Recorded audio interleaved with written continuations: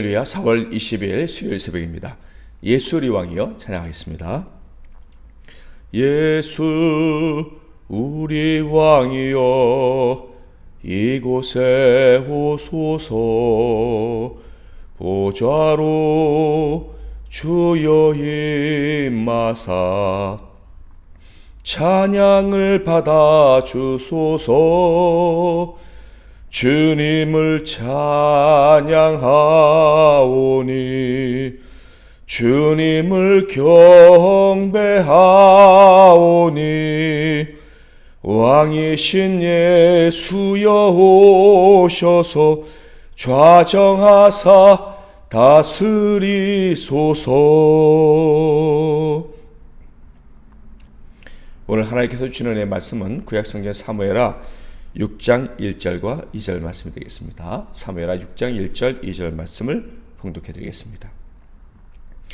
다윗이 이스라엘에서 뽑은 무리 3만 명을 다시 모으고 다윗이 일어나 자기와 함께 있는 모든 사람과 더불어 바알레 유다로 가서 거기서 하나님의 궤를 메어오려 하니 그 궤는 그릇들 사이에 좌정하신 만군의 여호와의 이름으로 불리는 것이라. 아멘. 오늘은 참주인을 모시는 자의 태도, 참주인을 모시는 자의 태도라는 제목으로 하나님 말씀을 상고하겠습니다. 다윗이 온 이스라엘의 왕이 되었을 때 당연히 이스라엘의 국방력은 그렇게 강하지 못했을 것입니다. 특히 블레셋에 대항하여 싸우기에는 턱없이 부족했을 것입니다. 그도 그럴 것이 사울이 블레셋에 패하고 그리고 사망한 뒤 7년 반 동안이나 이스라엘이 분열되어 있었기 때문이죠. 게다가 사울의 아들 이스보셋이 다스리던 지역은 5년 6개월 동안 왕이 없는 상태였습니다.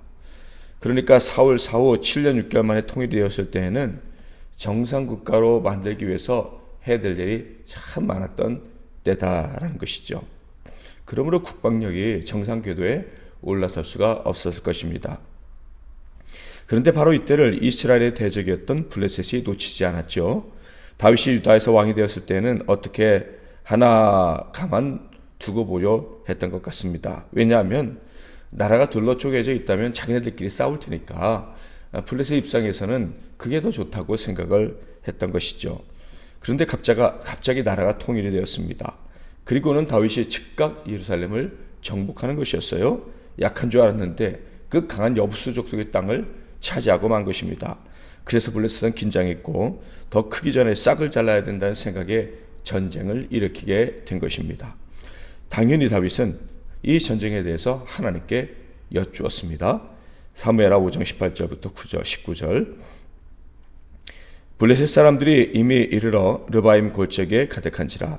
다윗이 여호와께 여쭈어 이르되 내가 블레셋 사람에게로 올라가리까 여호와께서 그들을 내 손에 넘기시겠나이까 하니 여호와께서 다윗에게 말씀하시되 올라가라. 내가 반드시 블레셋 사람을 내 손에 넘기리라 하신지라. 다윗은 하나님의 응답을 받고 담대히 나가 전쟁을 치렀습니다. 그 결과 다시는 다윗이 살아생전에 블레셋이 다윗을 이스라엘을 건드릴 수 없게 되었죠. 자, 그런데 성경을 보면 다윗의 관심은 이런 전쟁이 아니었음을 알 수가 있어요. 그의 최고의 관심은 바로 하나님이었습니다. 하나님께서 그들의 나라에 그리고 그들의 심장에 계시며 사랑과 권능으로 통치해 주시는 것, 이것이 다윗의 최고 관심이었다 하는 거예요. 그래서 블레셋과의 전쟁이 끝난 직후 무려 3만 명이나 동원해서 큰 역사를 시작을 합니다. 그것은 전쟁이 아니었습니다. 바로 법궤를 예루살렘으로 모시고 오는 것이었어요. 당시 법궤는 바알레 유다라고도 부르는 기럇 여아림에 있었는데 엘리 제사장 때 블레셋과 전쟁이 있었죠. 아벡에서 싸웠다 해서 아벡 전투라고 하는데 그때 빼앗겼다가 블레셋에 재앙이 내리니까 베세메스로 돌아왔죠. 근데 베세메스 사람들이 법궤를 제대로 돌보지 못했습니다. 그러자 저주를 받게 되어서 결국 바알레 유다 기럇 여아림으로 옮겨져서 거기서 무려 70년이나 있었던 것입니다. 자, 그런데 여기서 이상한 것은 사울이라는 왕이 이미 세워졌었고 각종 제사도 드렸을 텐데 왜 70년 동안 법궤가 그곳에 머물렀었느냐 하는 거죠. 참 의아합니다. 그 이유는 무엇보다도 사울 자체가 법궤에 관심이 없었기 때문이었을 것입니다. 하나님의 말씀에도 하나님의 임재에도 관심이 없었습니다.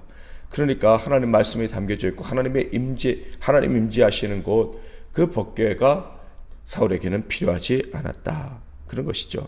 그는 이스라엘이 하나님의 나라요, 나라가 아니요 자기의 나라라고 생각했기 때문에 법궤에 관심을 둘 여력이 없었던 것입니다. 여기서 우리는 중요한 교훈을 얻어야만 하는데요. 우리는 늘 하나님께 예배하지만 하나님의 임재를 바라지 않고 그 말씀을 사모하지 않고 예배를 드린다면 그것은 하나님을 사울처럼 인정하지 않는다는 증거가 되는 거예요. 그들의 예배는 하나님께서 받으시지 않을 거예요. 그러므로 예배할 때 늘 하나님의 임재를 사모하고 그 앞에서 하나님의 말씀으로 깨어지고 녹아지고 새로워지기를 늘 간절히 사모하는 마음을 가져야 할 것입니다.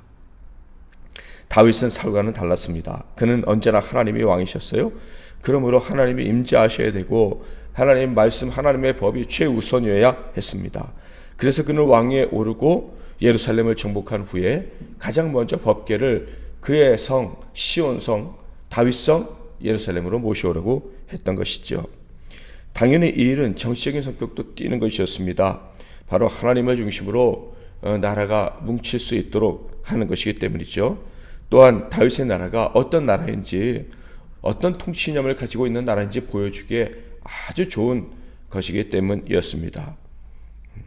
자, 그런데 이 다윗의 귀한 의도가 갑자기 제동이 걸리고 맙니다. 왕의 입장에서는 망신이라고 불릴 만큼 정말 엄청난 일이 벌어지고 맙니다. 왕이 선한 일을 가지고 시작했는데 하나님이 막으셨다. 이렇게 생각되는 일이 벌어지고 만 것이죠. 사무엘하 6장 6절에서 8절 그들이 나곤의 타작 마당에 이르러서는 소들이 팀으로 웃사가 손을 들어 하나님의 궤를 붙들었더니 여호와 하나님이 웃사가 잘못함으로 말미암아 진노하사 그를 그곳에서 치시니 그가 거기 하나님의 궤 곁에서 죽으니라. 여호와께서 웃사를 치심으로 다윗이 분하여 그것을 베레스 웃사라 부르니 그 이름이 오늘까지 이르니라. 당시에는 영적으로 매우 혼탁한 시기였습니다. 제사장들이 제 역할을 하지 못하는 시기였죠. 그래서 다윗은 그 법궤를 옮길 때 하나님의 율례를 법궤를 옮기는 율례를 정확히 알지 못했습니다. 그래서 그 결과 다윗에게 실패하고 만 것입니다. 백성들을 하나님 앞에 모아서 그들을 복받게 하고 싶었어요. 그래서 법궤를 모시고 오는데 그 사랑하는 백성이 죽고 만 것입니다. 그것도 법궤가 넘어질까 봐 법궤를 붙들었다가 죽고 만 것인 거예요. 우사가 죽었을 때 분노했다라고 되어 있는데 그건 옳지 않습니다. 그 의미는 10절을 보면 알 수 있는데 그는 너무나도 당황하고 그래서 너무나도 두려움에 빠졌던 것입니다. 하나님이 왜 안 받으셨는가? 하나님이 왕이 되어주지 않으시겠는가? 아니려 하시는가? 이런 두려움을 가졌다는 거예요. 그래서 그런 법궤를 옮기는 것을 멈추고 그 법궤는 오베도돔의 집에 3개월간 머물게 됩니다. 사무엘하 6장 9절에서 10절 다윗이 그날에 여호와를 두려워하여 이르되 여호와의 궤가 어찌 내게로 오리요 하고 다윗이 여호와의 궤를 옮겨 다윗성 자기로 메어가기를 즐겨하지 아니하고 가드 사람 오베도돔의 집으로 메어간지라. 그런데 3개월 후에 놀라운 일이 벌어졌습니다. 오베도돔의 집에 복이 내렸다라는 소식이 내린 거예요. 온 집안이 복을 받았다 하는 소식이 전해져 온 것입니다. 다윗은 비로소 하나님이 받아주시겠구나 하는 용기를 얻었고요. 이제 다시 힘을 내서 법궤를 예루살렘으로 모시고 오는데 이제는 율법에 기록된 대로 정성스럽게 모셔오게 됩니다. 그 과정에서 보인 모습은 참으로 또 놀라운 모습이었죠. 다윗이 어떤 모습을 보였느냐? 너무나도 좋아하는 모습을 보였어요. 사무엘하 6장 13절에서 15절 여호와의 궤를 맨 사람들이 6걸음을 가매 다윗이 소와 살진 송아지로 제사를 드리고 다윗이 여호와 앞에서 힘을 다하여 춤을 추는데 그때 다윗이 배에 에봇을 입었더라. 다윗과 온 이스라엘 족속이 즐거이 환호하며 나팔을 불고 여호와의 궤를 메어오니라.